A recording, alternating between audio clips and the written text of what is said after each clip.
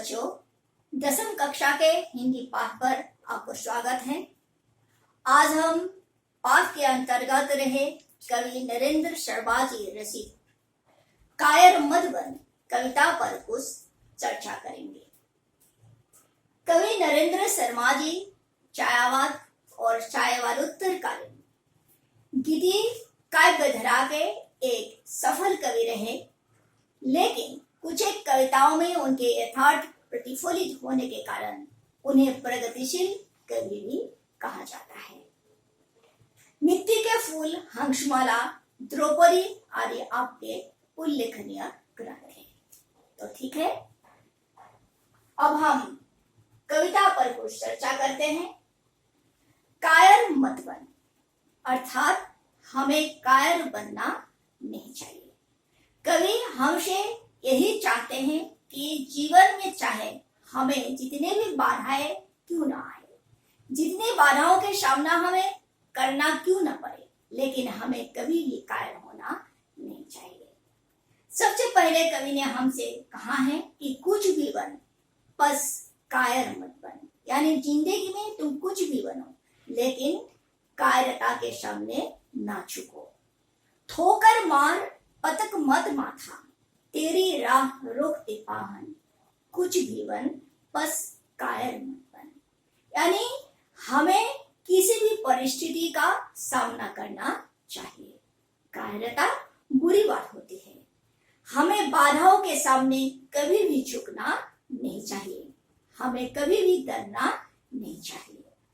मानवता की रक्षा के लिए हमें आत्मसमर्पण करना चाहिए। यानी अगर हम सच्चे मनुष्य हैं, अगर हम मानव बनकर जन्म लिए हैं, तो हमें अपना राह अपने आप ही ढूंढना होगा। हमें किसी के सामने झुककर, किसी से डरकर हम अपने जीवन को उपयोग करना नहीं चाहिए, आगे बढ़ना नहीं चाहिए। ले देकर क्या जीना, क्या जीना, कब तक गम के आंसू पीना। मानवता ने चीसा तुझको, बहायोगो तक खून पसीना। कुछ न करेगा, क्या करेगा रे मनुष्य बस कातर क्रंदन, कुछ भी बन, बस कायर मत बन। कवि ने कहा है कि हमें हालातों के सामने कभी भी समझौता करना नहीं चाहिए। ले देकर जीना यानी समझौता करना। यानी जब हम समझौता कर लेते हैं तो अपने लिए कुछ रह नहीं जाता। हम समझौता करते करते अपना जो व्यक्तित्व है वो खो देते हैं। इसलिए कवि ने कहा है कि ले देकर जीने का कोई मतलब नहीं होता। हमें किसी के सामने गिर गिराने से हमारी जो मानवता है वो क्या हो जाता है, खो जाते हैं। इससे अच्छा है कि हम गिर गिराना छोड़कर अपनी मानवता को अपना लें।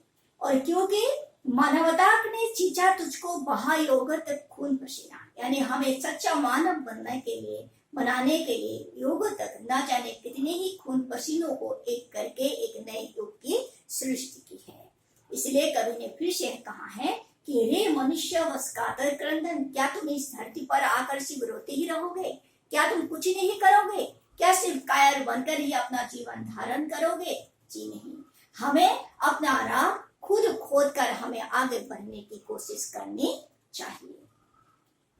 युद्ध दे ही कहे जब पामर, देना दुहाई पीठ फेरकर। या तू जीत प्रीति के बल पर, या तेरा पथ चुमे तचकर।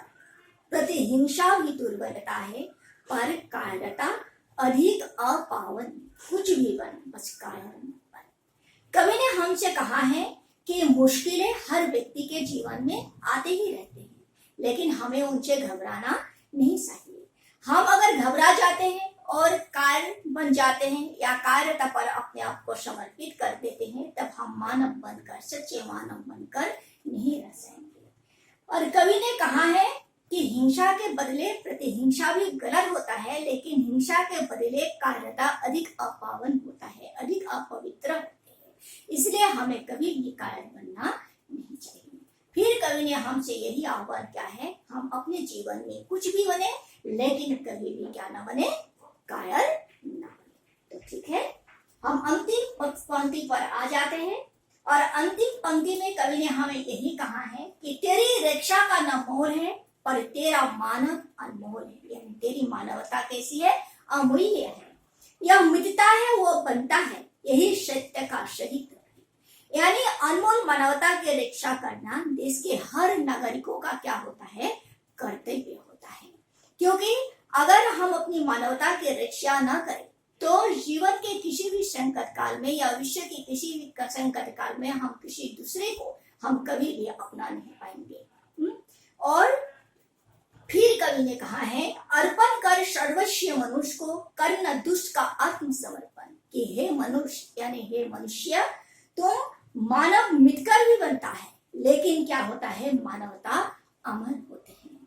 और इसलिए हमें निर्भय बनकर, हमें निडर होकर हमें क्या नहीं करना चाहिए, हमें आगे बढ़ने की कोशिश करनी चाहिए। हमें कभी भी दुष्टों के सामने आत्मसमर्पित करना नहीं चाहिए, क्योंकि हम मानव हैं और हमें कार्यता से मुक्त होकर हमें क्या करना चाहिए, मानवता को अपनाकर, अपना राह ढूंढकर हमें आगे बढ़ने की कोशिश करनी चाहिए। हम कुछ भी बने, लेकिन हम कभी भी कारण ना बने। तो ठीक है, आज हम पाठ यहीं पर समाप्त करते हैं। अगर इस पाठ पर आप लोगों को कुछ पूछना है तो जरूर कमेंट बॉक्स में पूछ दीजिएगा।